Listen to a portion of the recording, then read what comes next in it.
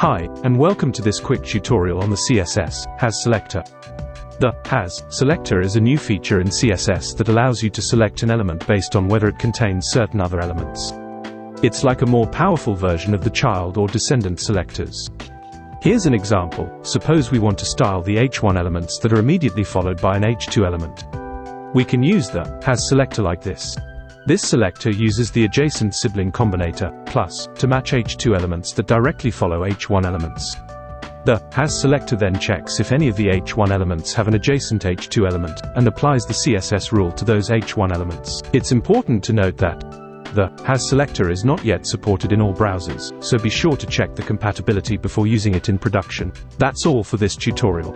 Thanks for watching, and stay tuned for more CSS tips and tricks.